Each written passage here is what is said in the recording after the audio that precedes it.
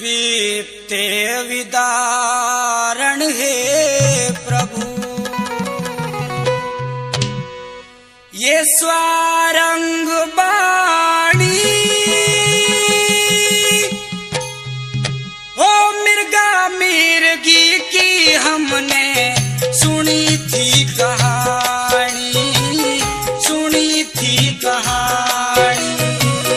वीते विदारण हे प्रभु, वीते विदारण हे प्रभु, स्वारंगवाणी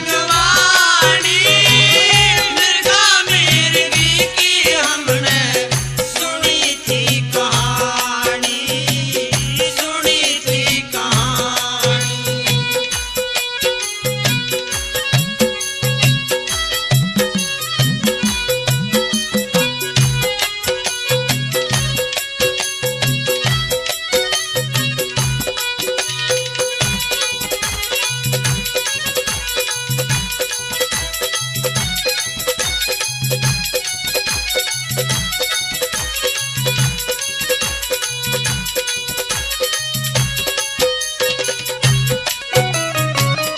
एक तरफ अग्नि दत्त की, दूजी तरफ स्वाण है, तीजी तरफ बाणाधारी, चौथी तरफ प्राण है, चौथी तरफ प्राण है। ओ एक तरफ अग्नि दत्त की, दूसरी तरफ कान है, तीसरी तरफ बाणाधारी, चौथी तरफ प्राण है, चौथी तरफ प्राण है।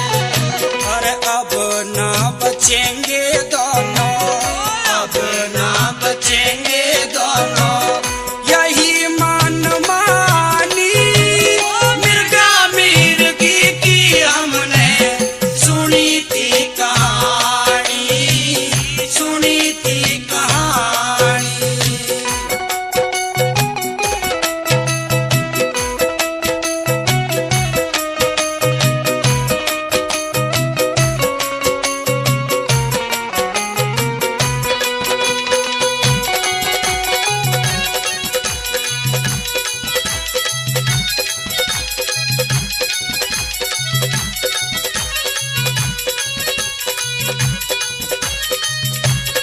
और दूसरी बात में हिरनी कहती है कि पतिदेव तुम यहाँ से चले जाओ, मेरी परवाह ना करो, तुम्हें बहुत बच्चे मिल जाएंगे और मेरी जैसी हिरनी मिल जाएंगी। कैसे कहती है दूसरी बात में?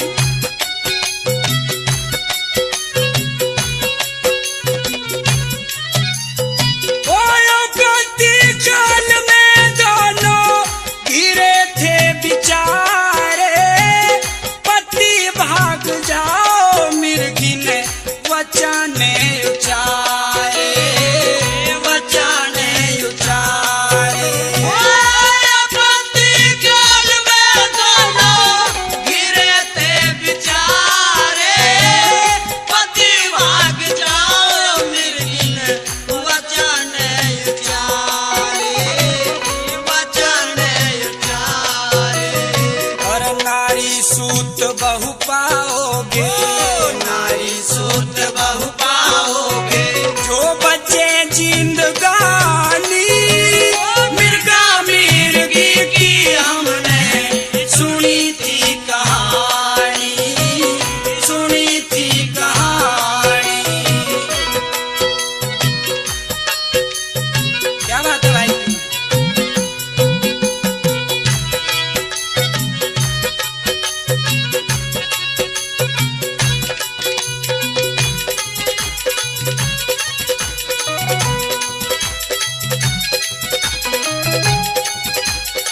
ये कहने भाई मास्टर जी के।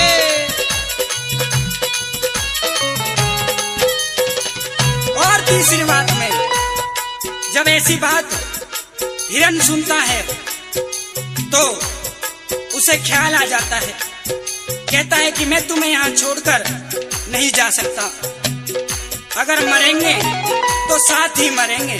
और किस तरह से बता दिया।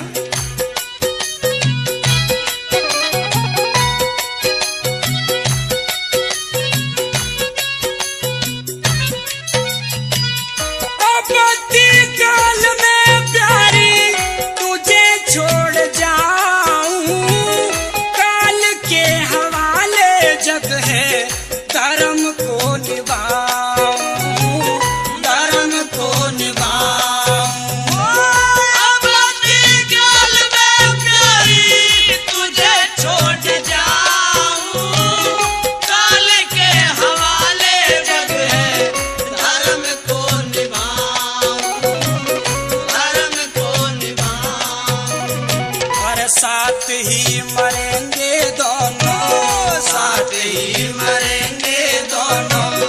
बस यही ठानी मिर्गा मिर्गी की हमने सुनी थी कहानी, सुनी थी कहानी।